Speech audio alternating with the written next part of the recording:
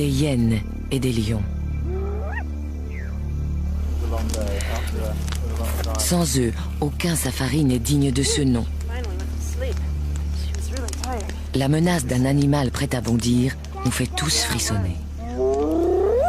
Daddy, I'm scared. I don't like hyenas. Don't worry about it, Hope. We've got these scaries.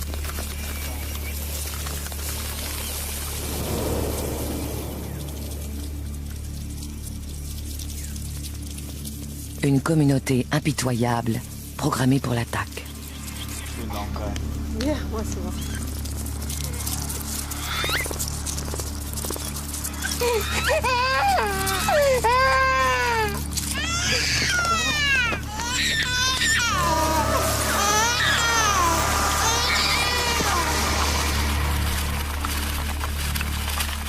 Il existe plus de 8000 espèces de fourmis sur la planète, inoffensives pour la plupart. Mais une ou deux d'entre elles sont si agressives que certains les croient capables de tuer des êtres humains.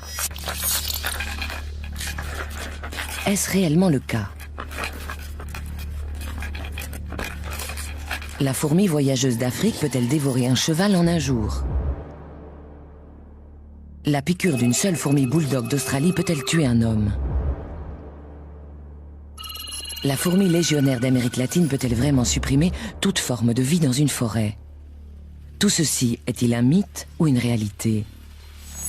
Nous allons parcourir le monde et tenter de découvrir la vérité concernant ces fourmis tueuses.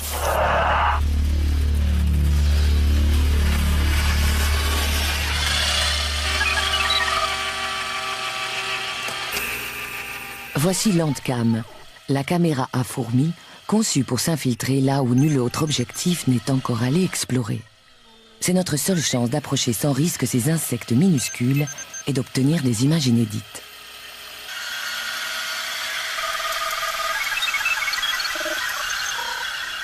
Après des années de mise au point, Landcam est enfin prête à prendre la route. Au Costa Rica, l'autoroute panaméricaine traverse de spectaculaires collines boisées. C'est le parc national de Santa Rosa. Il abrite l'un des insectes les plus meurtriers du monde, la fourmi légionnaire. Dale Morris est naturaliste et photographe. Il va nous aider à pister cette légende vivante.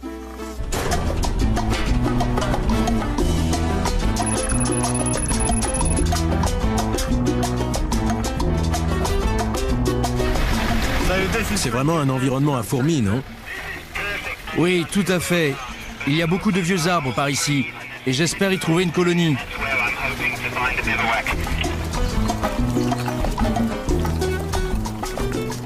C'est chose faite. Armés de notre Landcam, nous allons suivre ces fourmis légionnaires en plein cœur de leur territoire. Si l'on en croit les films d'horreur, elles détruisent tout sur leur passage.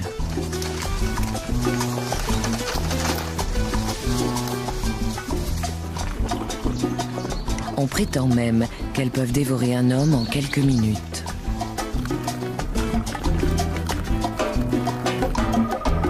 La colonie composée d'1 million d'individus est installée dans ce tronc d'arbre. Comment va se passer la première rencontre avec Landcam? Sera-t-elle attaquée ou réussira-t-elle à les amadouer?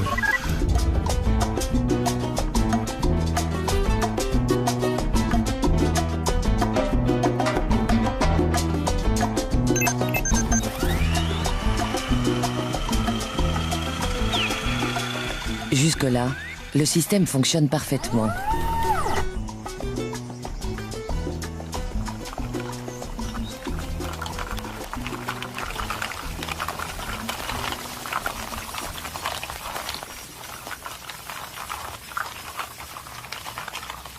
En découvrant le nid, on a l'impression de pénétrer dans un autre monde, les structures principales n'étant composées que de fourmis. Plusieurs millions de pattes sont reliées les unes aux autres par des crochets spéciaux, formant des câbles et des supports qui servent également d'ascenseur et de galerie à la colonie. À mesure que Landcam s'enfonce dans le nid, le spectacle devient encore plus déroutant. Chez les fourmis légionnaires, la division du travail atteint des proportions incroyables. Il y a des sentinelles, des ménagères, des fantassins et des nourrices, tous issus d'une même reine. Elles sont motivées par un but commun, nourrir et protéger les centaines de milliers de cocons abritant chacun un bébé fourmi. À part la reine, elles sont armées chacune d'un ovipositeur modifié en aiguillon. Et dans la forêt, tout le monde le sait, tous ceux en tout cas qui sont nés ici.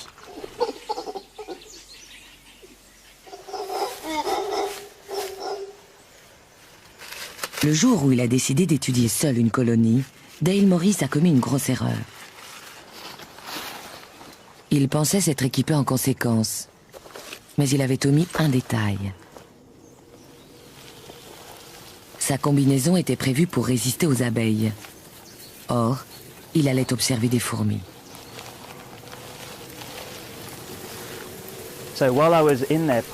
J'essayais de faire sortir les fourmis qui me recouvraient peu à peu. Quand j'ai commencé à sentir des piqûres vers le visage, le cou et autour des yeux. Ce n'était pas normal du tout. J'ai alors concentré ma vision sur les contours du masque et j'ai vu plein de fourmis entrer à l'intérieur. Je me suis dit, mais qu'est-ce que j'ai fait? Pris de panique, j'ai commencé à enlever ma combinaison et j'ai oublié que les poignets étaient très serrés. Si bien que je me suis retrouvé les mains dans les manches, coincé avec des centaines de fourmis très fâchées. Le temps de me dégager, j'avais le tour de cou d'un orang-outan mâle et les oreilles douloureuses, comme frottées avec de la glace. Mon front était couvert de piqûres. Quant à mes poignets, je ne les sentais plus du tout. Avec autant d'aiguillons à sa disposition, il est clair que la communauté peut assurer une défense efficace.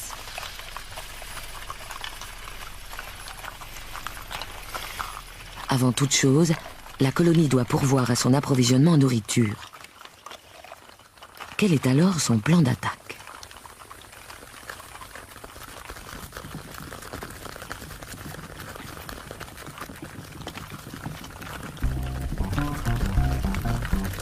Les ouvrières spécialisées commencent par bâtir des ponts au-dessus des obstacles pour faciliter l'écoulement de ce flot de voyageuses. Au moment du départ, il peut passer jusqu'à 6000 fourmis par minute. Elles choisissent alors une direction plus ou moins perpendiculaire à celle de la chasse précédente, afin de ne pas sillonner les mêmes territoires. Elles ne s'accordent aucune minute de répit, et sont 300 000 à partir ainsi en chasse pour le compte de la communauté.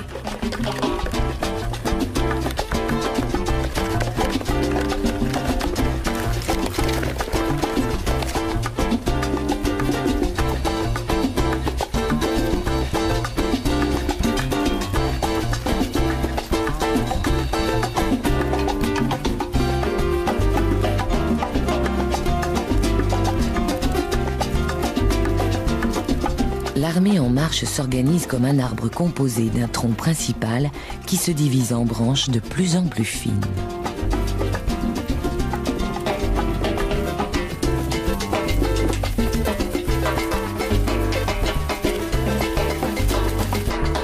Les fourmis ne passent pas inaperçues.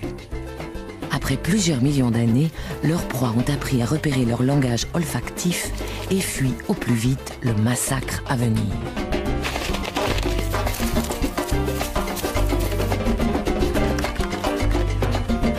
Pour ceux qui peuvent courir, c'est le moment ou jamais.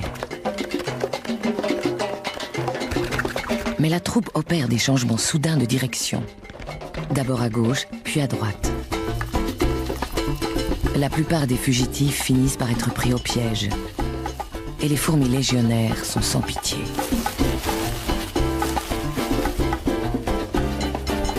Un scorpion reçoit plusieurs centaines de doses de venin. Quelques secondes plus tard, il est submergé. Les fourmis peuvent ainsi immobiliser des adversaires qui font plusieurs centaines de fois leur taille. Voilà pourquoi certains se demandent si les êtres humains ne figurent pas eux aussi au menu des fourmis légionnaires. Cependant, les tortues semblent facilement distancer leur avant-garde.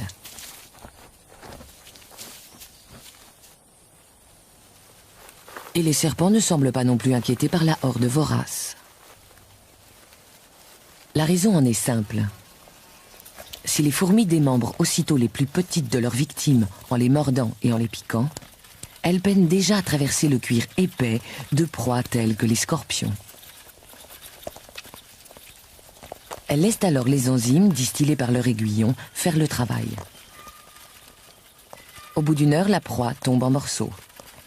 Elles peuvent ainsi rapporter au nid le repas gargantuesque.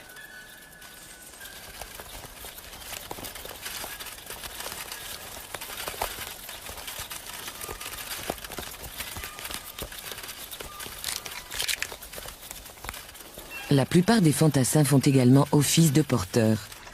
Leurs mandibules sont conçues pour transporter et non pour couper. Comme dans toute armée, le commandement est réparti. Chacun des porteurs assume un rôle de chef et recrute de l'aide pour traîner le gibier jusqu'à la fourmilière. Dans l'ensemble, cependant, le commandement et le système de contrôle restent mystérieux. Les fourmis transmettent et captent des messages chimiques très complexes. Mais cet alphabet n'a été que partiellement décrypté.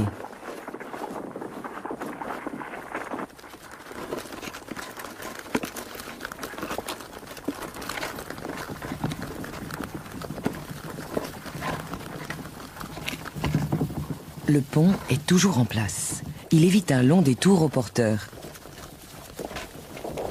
Le butin quotidien peut compter jusqu'à 50 000 insectes, araignées et scorpions.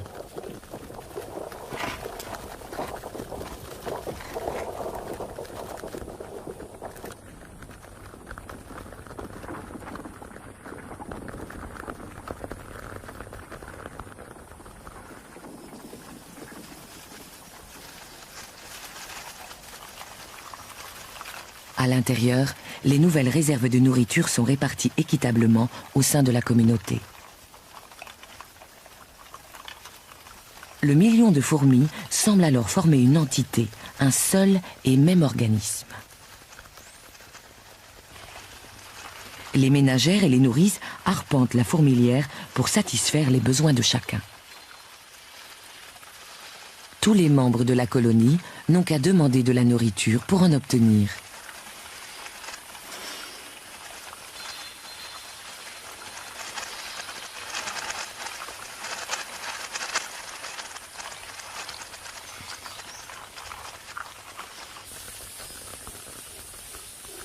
À la tombée de la nuit, il y a de l'agitation dans l'air.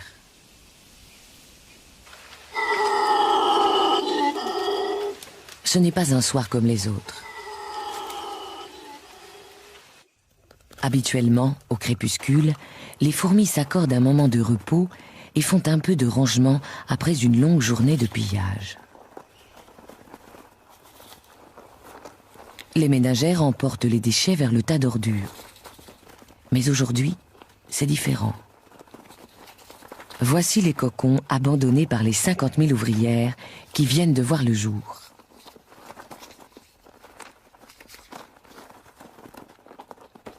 Ce soir, les fourmis vont nous offrir un spectacle unique.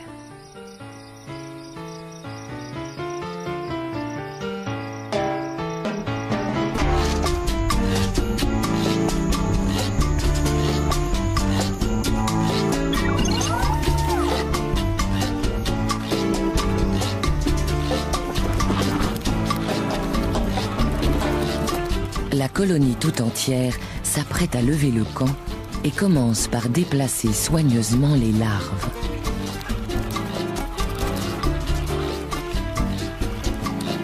Dehors, les grands soldats coordonnent la manœuvre. Ils n'ont que quelques heures pour évacuer l'ensemble de leurs troupes. Comment la décision a-t-elle été prise? La reine gouverne-t-elle en monarque absolu ou les ouvrières ont-elles exprimé un vote chimique?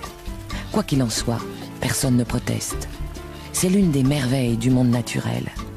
La migration massive d'1 million de fourmis en une seule soirée.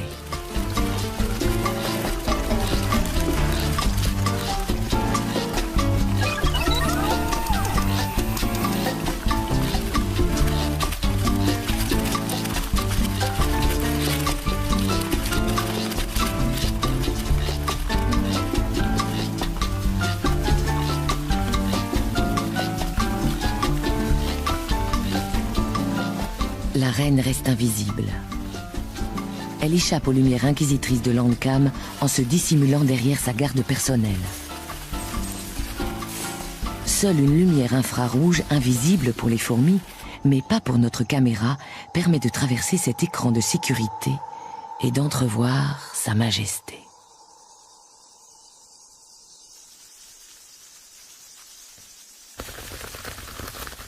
Un bref aperçu de la reine avant qu'elle ne se lance dans une course de 200 mètres jusqu'à la sécurité de sa nouvelle demeure.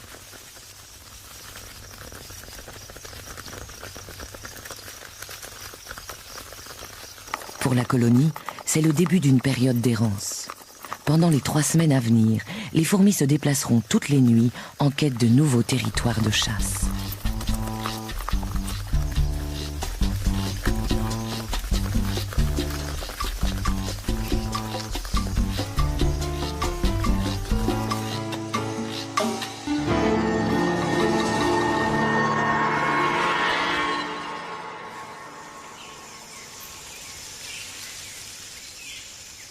À l'aube, la troupe est déjà en route.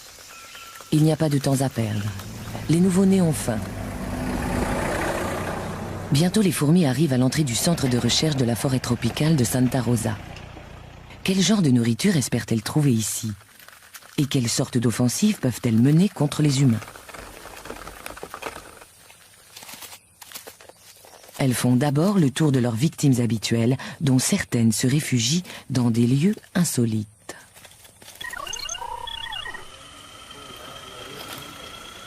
Je peux pas faire la mise au point. En principe, les sols cirés constituent une première ligne de défense contre les intrusions animales. Mais la troupe ne tarde pas à contourner cet inconvénient. Mettant à profit les imperfections du plancher, les ouvrières bâtissent une échelle horizontale pour permettre aux autres fourmis de passer. Le signal de l'assaut est donné. Comment vont-elles être reçues? Pas tout à fait comme on aurait pu le croire. J'adore ces fourmis. Elles nettoient entièrement mon bureau. Je compte toujours sur elles pour débarrasser cette pièce de tous les insectes affreux qui s'y trouvent. Pour la plus grande joie de ses résidents, le laboratoire bénéficie ainsi d'un service de nettoyage gratuit. Pas le moindre cafard, scarabée ou scorpion ne survit au passage de la tornade animale.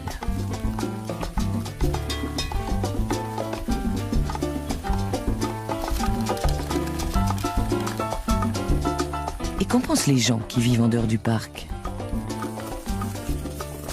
Comment les fermiers et les éleveurs costaricains accueillent-ils la visite surprise d'1 million de fourmis?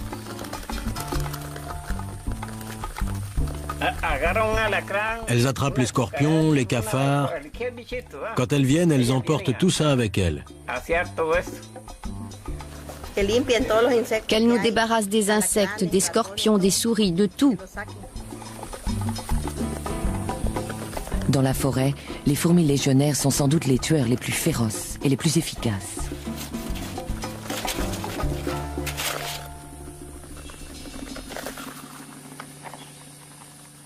Mais au Costa Rica, les fourmis ne sont pas les ennemis des êtres humains, même si une vision comme celle-ci sème la panique dans les esprits. Qui prendrait le temps de réfléchir face à un demi-million de fourmis en marche?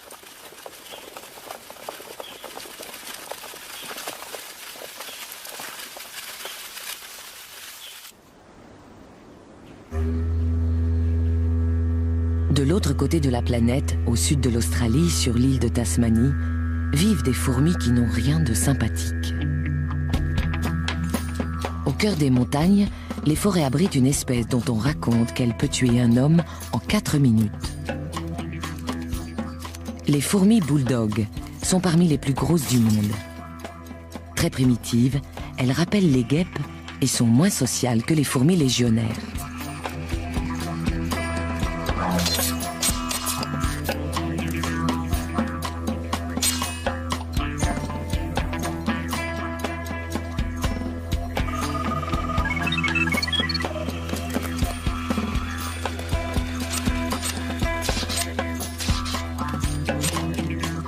Les fourmis bulldog sont grandes, voire gigantesques, et leur comportement est parfois carrément menaçant. Elles sont équipées d'un aiguillon particulièrement redoutable dont elles n'hésitent pas à faire usage. Bizarrement, la plus terrible des fourmis bulldog est aussi la plus petite. C'est la créature la plus dangereuse de toute la Tasmanie. Elle cause plus de morts que les serpents, les araignées, les abeilles et les requins réunis. Voici la fourmi sauteuse. Les fourmis sauteuses vivent en petites colonies de quelques centaines d'individus. Dans les forêts de Tasmanie, elles transportent des pierres pour recouvrir leur nid. Ces cailloux absorbent la chaleur du soleil et protègent ainsi les chambres de couvée de la fraîcheur de la nuit.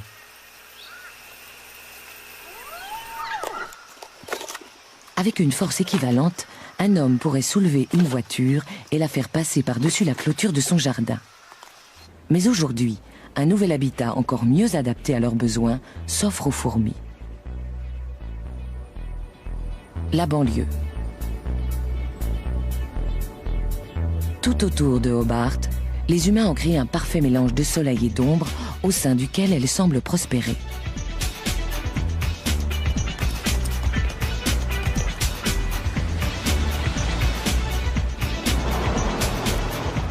Désormais, ces fourmis sont ici chez elles. Mais l'accueil du voisinage n'est pas franchement cordial.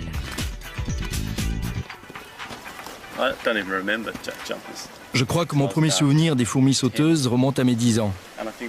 J'ai découvert quelle sale bestiole c'était le jour où j'ai trouvé un nid et que j'ai décidé de les exciter un peu.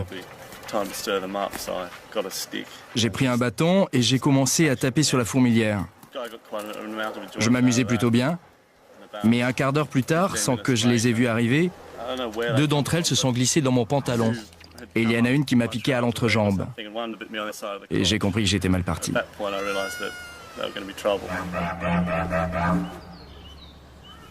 Pour beaucoup de Tasmaniens, la première piqûre marque le début d'une haine viscérale.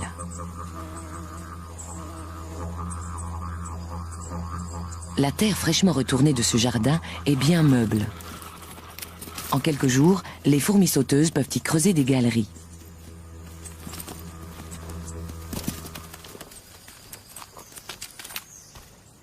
Le nouveau nid peut passer inaperçu pendant plusieurs semaines. Il y a suffisamment de soleil ici pour éviter aux fourmis d'aller chercher des pierres.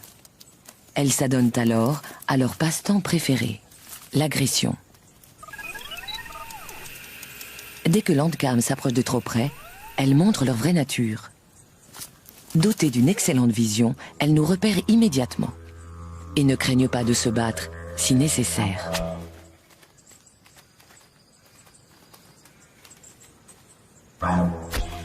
Les fourmis sauteuses sont nerveuses et pas vraiment partageuses.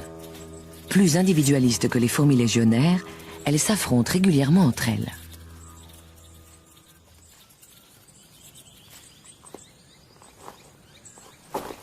Ces combats singuliers ont pour enjeu la domination du nid. Les autres n'interviennent pas.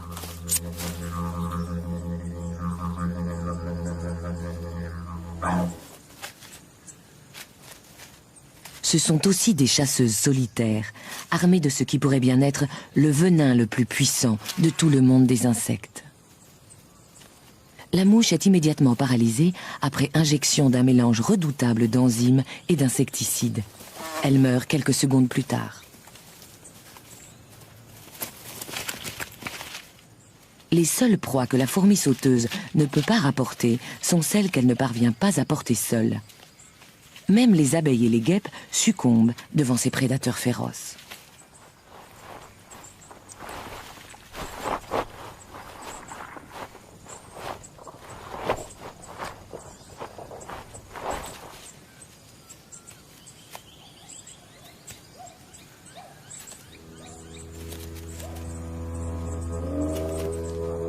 Ce sont de vraies guerrières. Les moindres mouvements ou vibrations les mettent en alerte. Et bien souvent, nous en faisons les frais.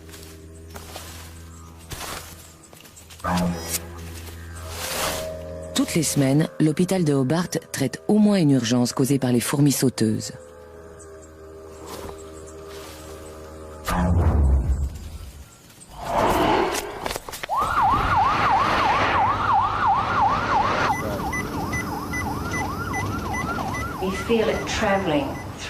On sent le venin voyager dans le corps et ça devient chaud, comme si un liquide brûlant courait dans vos veines. Très vite, le corps tout entier cesse de fonctionner, en à peine quelques minutes. On sent la vie s'échapper, c'est vraiment terrifiant. Cette fois-ci, elle s'en sort bien. Une injection d'adrénaline la ramène à la vie. La dernière fois, il s'est passé 7 minutes entre le moment où on a appelé l'ambulance et le moment où elle est arrivée. On ne sentait déjà plus mon pouls, ni aucune des fonctions vitales. Le docteur Simon Brown est spécialisé dans le traitement des chocs anaphylactiques, les réactions allergiques graves. Environ 1% de la population présente des antécédents de réactions graves, exigeant un traitement à l'adrénaline. Ça fait 4000 personnes susceptibles de mourir en cas de piqûre. Le chercheur tente de mettre au point une solution ingénieuse à cette menace.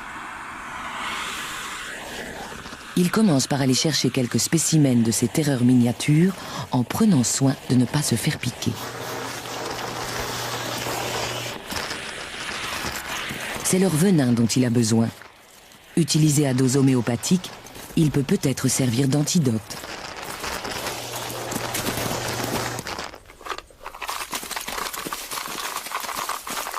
Il les enferme dans une boîte spécialement conçue pour exploiter les fameuses attaques des fourmis sauteuses en les soumettant à de brèves impulsions électriques.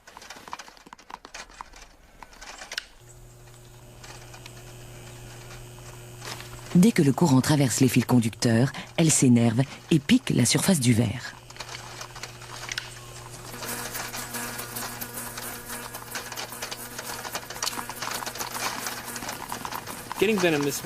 Avec cette méthode, on obtient à peu près 10 microgrammes de venin par fourmi.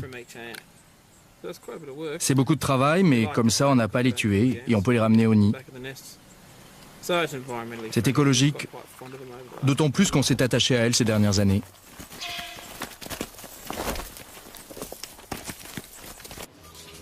Lors du protocole médical, le Dr Brown administre un antidote à base de venin à la moitié des patients. S'il est efficace, ils réagiront à peine à la prochaine piqûre. Les autres reçoivent un placebo, une injection neutre destinée à leur faire croire qu'ils ont été vaccinés. Pour les différencier, on utilise ensuite l'épreuve de l'aiguillon, un test en double aveugle standard. Le Dr Brown lui-même ne sait pas qui a reçu le vrai vaccin. Pour quelqu'un qui a grandi avec une peur mortelle de ces fourmis, c'est une véritable épreuve. C'est parti.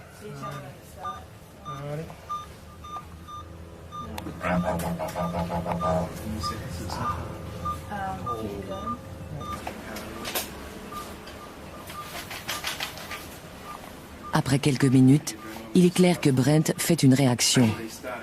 Il a dû recevoir le placebo. Greg va bien, son rythme cardiaque est normal.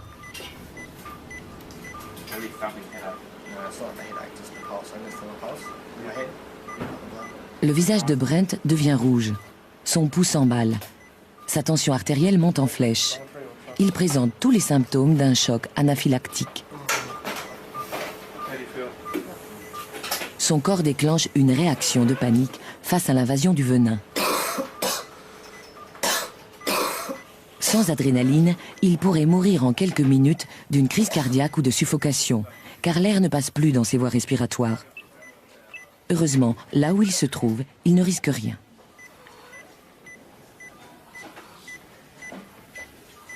La bonne nouvelle, c'est que le traitement du Dr Brown est efficace. Aucun des patients vaccinés au venin n'ont réagi à la piqûre. Brent n'aura plus jamais à vivre pareille expérience. D'un point de vue allergique, la fourmi sauteuse peut être considérée comme la plus dangereuse de toutes les fourmis. Elle est agressive, elle s'éloigne beaucoup du nid et elle pique tout ce qui bouge. Si elle était aussi répandue dans le reste du monde, Des centaines de milliers de gens vivraient sans doute avec la peur quotidienne d'être piqués et d'en mourir.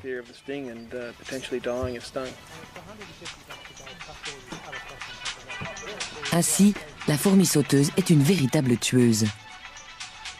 Mais elle ne choisit pas de nous tuer. Pas plus qu'elle ne nous considère comme un éventuel repas. Il se trouve juste que nous sommes sensibles à son venin.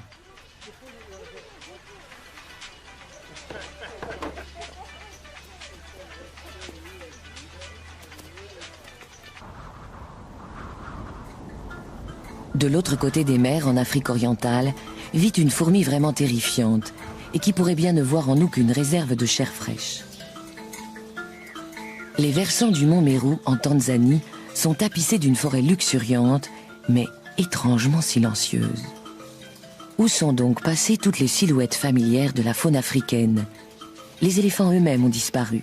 Certains ici blâment ces fourmis. Les fourmis voyageuses, également appelées les siafous.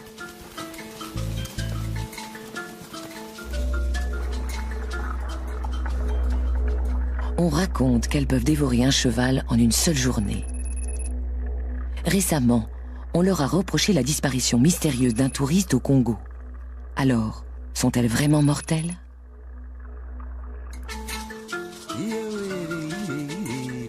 Dans presque toute l'Afrique, les nomades se sont fixés et ont défriché la forêt. Sur le mont Meru, les Maasai cultivent désormais des bananes, du maïs et des haricots pour nourrir leur famille. Ils vivent à l'écart de la faune locale, à une exception près, les siafous.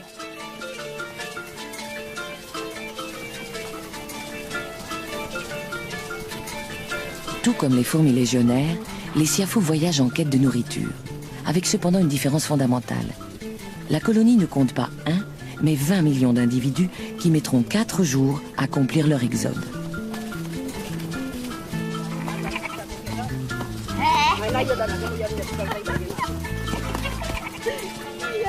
Les siafous inspirent sans aucun doute le respect et personne ne cherche à les déranger.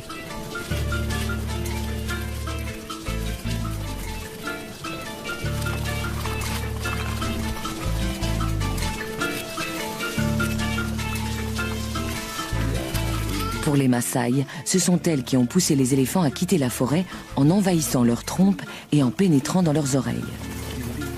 Mais ils pensent aussi qu'elles ont une mission précise à accomplir sur Terre.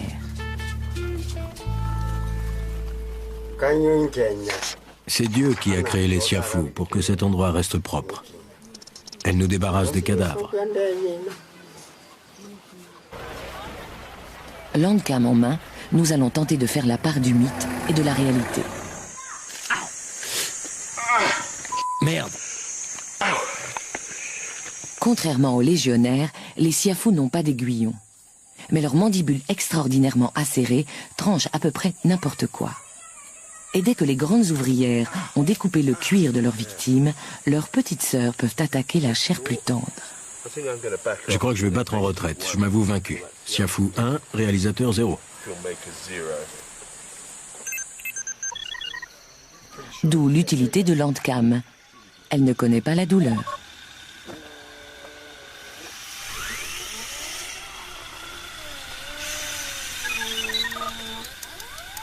Dans ce nouvel environnement agricole, les siafous font généralement leur nid dans la terre meuble, sous les bananiers. Les ouvrières ouvrent frénétiquement la voie au flot ininterrompu des nouvelles arrivantes.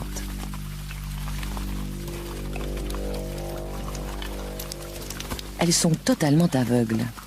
Tous les ordres se transmettent par le toucher et l'odorat. Leurs corps sont couverts d'émetteurs et de capteurs chimiques. Dans cet univers obscur, elles creusent une fourmilière pouvant accueillir 20 millions de leurs sœurs.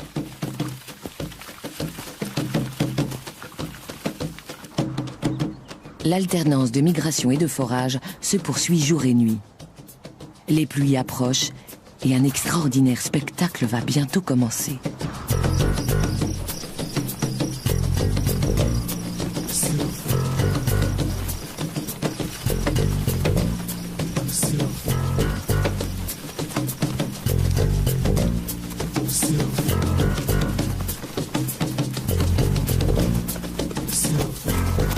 Non loin de la communauté, une étrange créature rôde, comme attirée par la colonne de fourmis.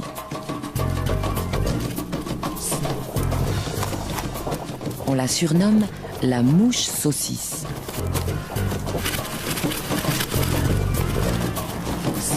À peine croise-t-elle leur chemin qu'elle est attaquée par les fourmis.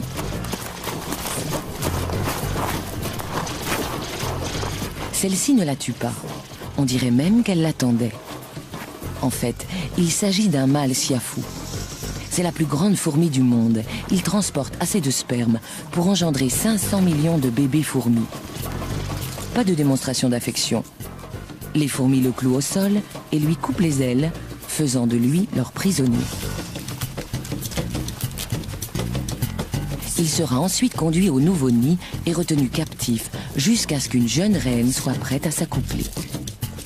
La communauté n'a besoin que de son sperme.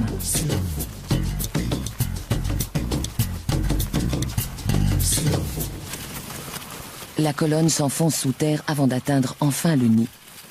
Landcam braque ses lumières sur les sentinelles qui montent la garde contre les prédateurs souterrains.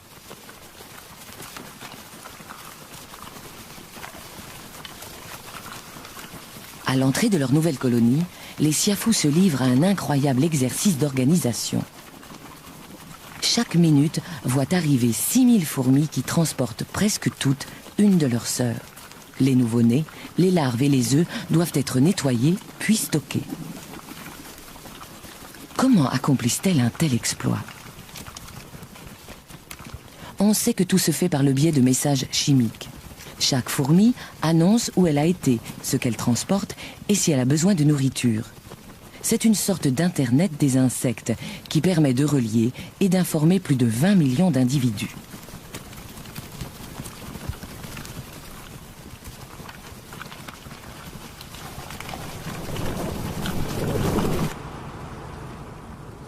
Dans ce gigantesque bunker souterrain, les siafous ont élevé l'organisation sociale au rang d'art. En formation serrée, les soldats créent une structure solide qui enveloppe l'apparent chaos intérieur. Ces millions de fourmis entassées génèrent suffisamment de chaleur pour élever la température du nid de 4 degrés, maintenant ainsi la couvée à son taux de croissance maximum. Mais ces 20 millions de bouches auront bientôt besoin d'être nourries. Il est temps pour l'infanterie de se remettre au travail. Les siafous passent la plus grande partie de l'année à sommeiller en menant une vie exclusivement souterraine. Mais avec l'arrivée des pluies, l'air se remplit d'insectes. Et c'est ce qui attire les fourmis à la surface.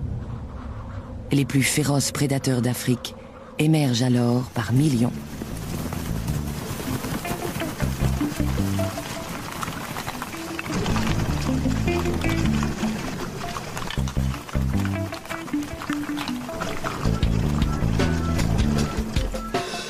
Elles traînent l'extrémité de leur abdomen le long du sol, laissant ainsi une trace olfactive qui servira de point de repère aux suivantes.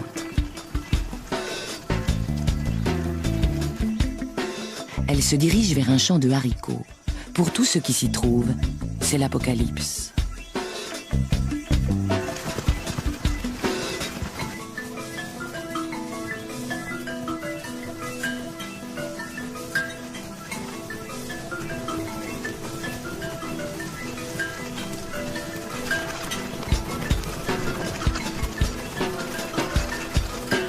Les antennes des sentinelles remuent sans cesse, tandis qu'elles captent des signaux.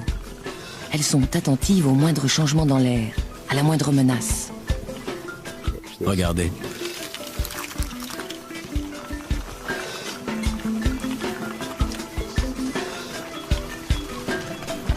La colonne s'enfonce plus avant dans les champs des Maasai. Les fourmis ne sont pas les seules à s'être multipliées. Des millions d'insectes et de scarabées se sont attaqués à la succulente récolte.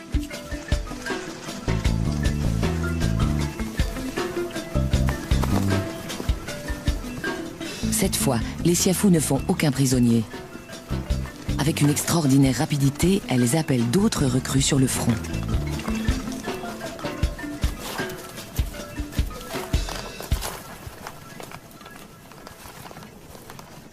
Malgré leur cécité, elles sont d'une précision chirurgicale quand il s'agit de découper leur proie pour s'introduire à l'intérieur.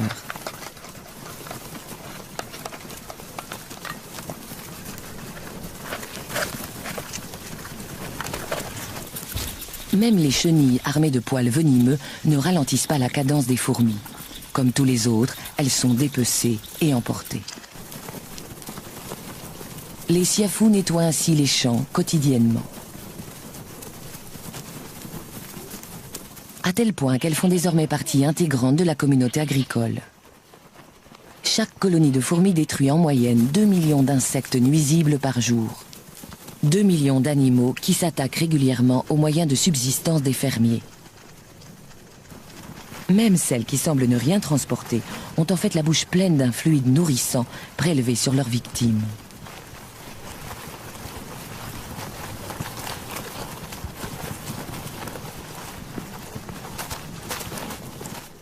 C'est une sorte de désinsectisation naturelle et les fermiers Maasai mesurent parfaitement la valeur de leur intervention.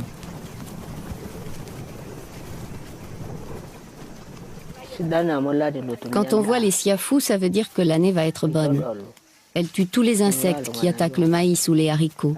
Les siafous sont utiles, elles protègent les récoltes.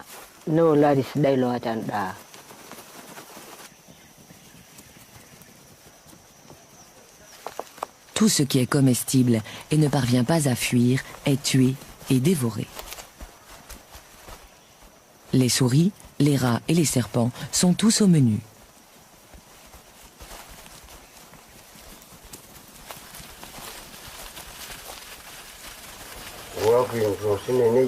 Je connais quelqu'un qui a été tué par les fourmis.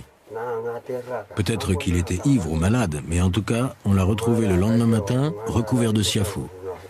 Si bien que tout le monde pense que ce sont elles qui l'ont tué.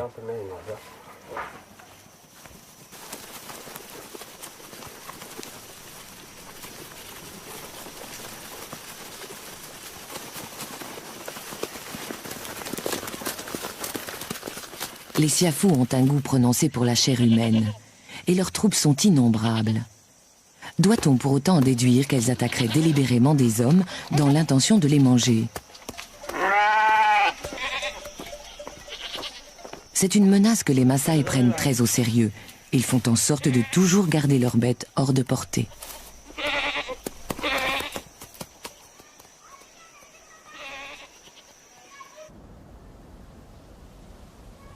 Quand la fraîcheur du soir envahit les versants de la montagne, les fourmis partent généralement dormir.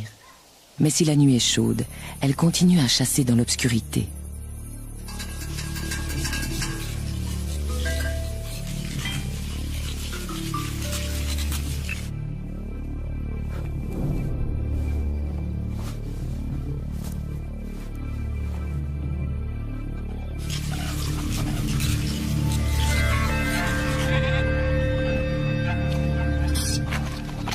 Les volailles sont enfermées dans le poulailler, à l'abri des mangoustes.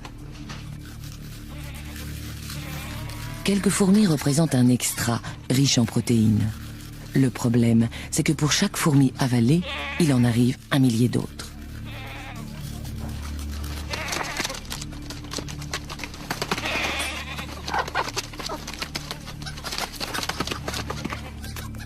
Conscientes du danger, la plupart des bêtes tâchent aussitôt de s'enfuir.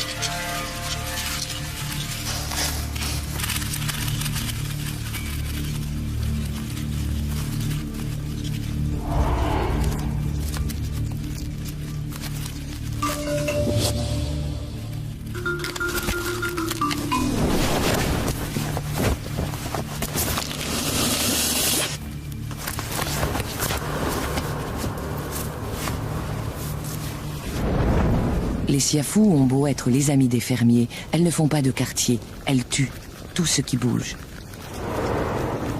Le feu est le seul moyen de les arrêter, mais pour les poules, il est déjà trop tard.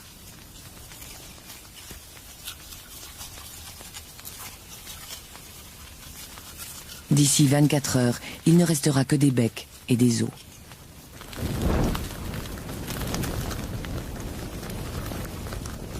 Pour les siafous, la mort d'une centaine de milliers de soldats est sans conséquence. C'est une perte superficielle et la campagne de la nuit reste un succès. Les Maasai considèrent les fourmis comme une nuisance, parfois même comme un danger. Cependant, elles sont utiles à la ferme. Ils les comprennent et s'accommodent de leur présence.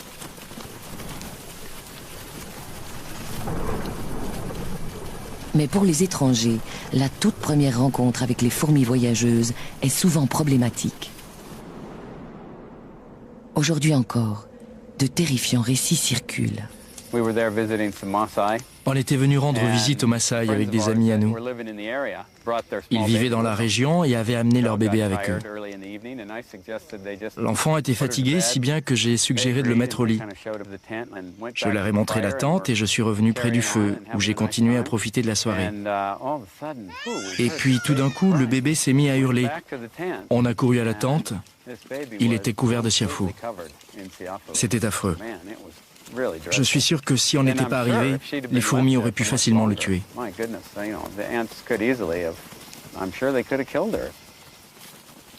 L'histoire n'a rien d'inhabituel. Contrairement aux autres insectes, les siafous attaquent parfois les hommes avec une intention prédatrice. Dans les rares cas où cette attaque réussit, la victime meurt par suffocation, après invasion des poumons. Pour elle, nous ne sommes qu'une proie de plus. Une parmi les milliards de vies qu'elles prennent quotidiennement. Les plus féroces prédateurs d'Afrique ne sont ni les lions, ni les hyènes, mais les siafous, de vraies fourmis tueuses.